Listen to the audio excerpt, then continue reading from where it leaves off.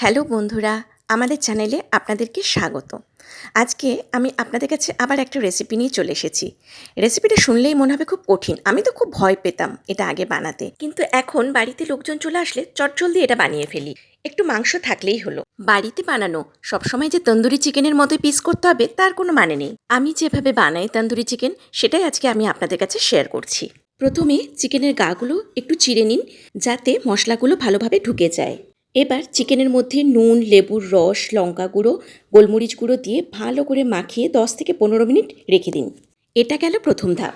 দ্বিতীয় ধাপে যেটা করতে হবে, ওই মাংসের মধ্যে টক দই একটু বেশি করে, অল্প হলুদ গুঁড়ো, অল্প ধনে গুঁড়ো, তান্দুরি চিকেন মশলা ওটা আমি একটু বেশি করে দিয়েছি, মোটামুটি 2 থেকে আড়াই চামচ, 1 চামচ গরম মশলা, 2 চামচ আদা রসুনের পেস্ট দিয়ে ভালো করে হাতে করে মেখে নিন, যাতে চিকেনগুলো সব মশলার সঙ্গে ভালোভাবে মিশে যায়। এবার 1 থেকে 1.5 চামচ মতো কাশ্মীরি মির্চ, অল্প কসুরি মেথি আর ফুড কালার, এখানে আমি ফুড কালার ইউজ করেছি, আপনারা চাইলে দিতেও পারেন, না দিতে পারেন, এটা অপশনাল। সব শেষে 2 চামচ মতো রিফাইন্ড অয়েল দিয়ে দিন। সব কিছু খুব ভালো করে হাতে করে মিশিয়ে নিন, যাতে প্রত্যেকটা চিকেনের পিসে মশলাগুলো ঢুকে যায়। আর এটাকে 30 মিনিটের জন্য ঢাকা দিয়ে রেখে দিন। বাড়িতে যদি লোকজন আসে, খুব সহজেই আপনি 1 থেকে 1.5 ঘন্টার মধ্যেই এটা বানিয়ে ফেলতে পারবেন। এবার তৃতীয় ধাপ, প্যানে কোনো রকম তেল ছাড়াই মাংসগুলো দিয়ে দিন, আর বাটিতে যে মশলাটা ছিল সেই জলটা ধুয়ে মাংসের মধ্যে দিয়ে ঢাকা দিয়ে দিন সেদ্ধ হতে। মাঝে মাঝে খুলে এপিট ওপিট উল্টে দিন। জলটা যখন শুকিয়ে আসবে আর মাংসটা সেদ্ধ হয়ে যাবে ভালোভাবে, তৃতীয় ধাপটা তখন কমপ্লিট হবে। পুরো রান্নাটাই মিডিয়াম হিটে হবে।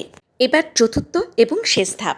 এবার একটা ওয়্যার গ্রিল র্যাক নিয়ে নেবেন এবং তার উপর অল্প অয়েল ব্রাশ করে দেবেন, যাতে মাংসগুলো পোড়ানোর সময় বা সেঁকার সময় ওই র্যাকে লেগে না যায়। র্যাকের ওপরে মাংসগুলো একে একে সাজিয়ে গ্যাস ফ্লেমের ওপর রেখে দিতে হবে।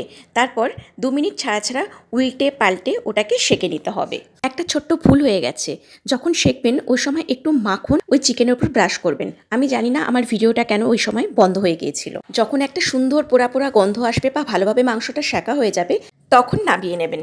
এইভাবে কম সময়ের মধ্যেই তাড়াতাড়ি বানিয়ে ফেলুন তন্দুরি চিকেন। আর ভিডিওটি যদি ভালো লাগে তাহলে প্লিজ লাইক, শেয়ার আর সাবস্ক্রাইব করে দেবেন।